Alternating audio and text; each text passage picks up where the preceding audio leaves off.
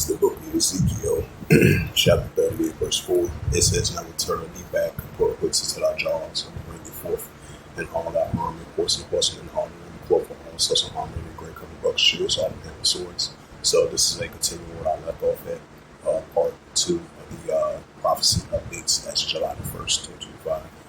As I read that news article, about the wise intention between Russia and Ukraine.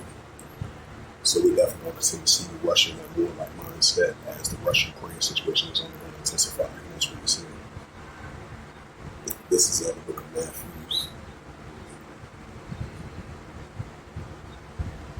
24, verse 6.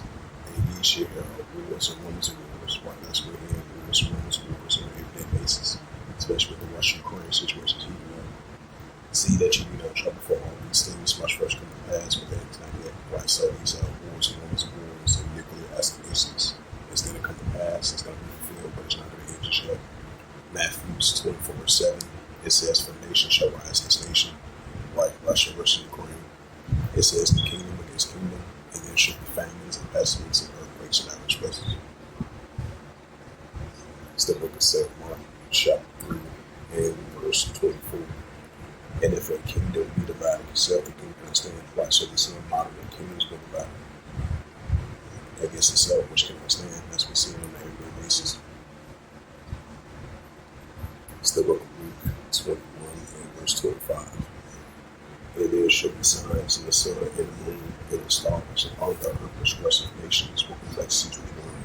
Right, so that's what we're seeing increasingly on an everyday basis. Of modern days of progressive nations with complexities with one. Because we see the nation against nation, kingdom against kingdom, modern day wars and rumors of wars, seditions, uprisings, and uproars people world. And that's what we see increasing on an everyday basis. And you definitely can put that in the category of the disgressive nations or complexities with one, as we can see. So we definitely see the nations are in that state of perplex, and the disgressive nations with perplexity, and siege rage war. And this is the book of Ecclesiastes, chapter 3, and verse 1.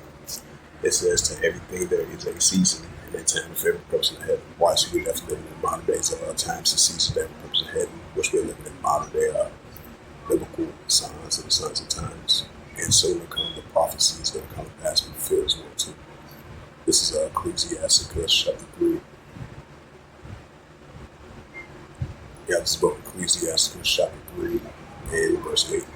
"And a time to love, and a time of HATE, and a time of war and time of peace." Right, so we're definitely living in a time of war, as we see in the Russia-Ukraine situation is intensifying, and we're seeing HATE is increasing.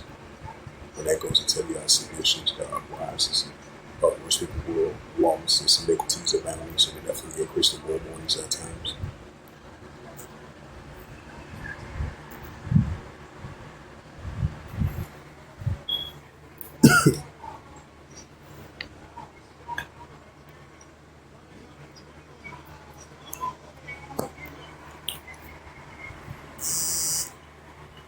And continuing on where we left off at, it says that Gnostics in the system republic is the Gnostics People's Republic declared independence following a West Bank coup in Kyiv in 2014 after years of Ukraine refusing to implement Minsk agreements.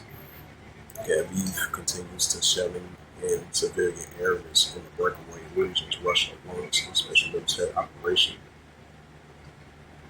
on February 2022 in late September 2022, the two republic all quits, known as Donbass, along with the Hello, Moto.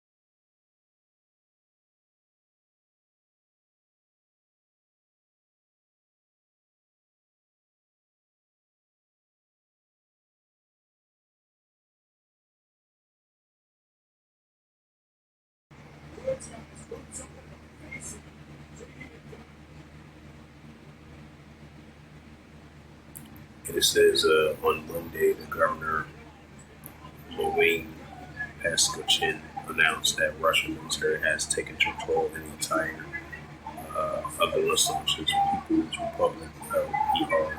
Meanwhile, Russian forces continue to operate in liberating parts of the DPR that remain under Afghanistan control.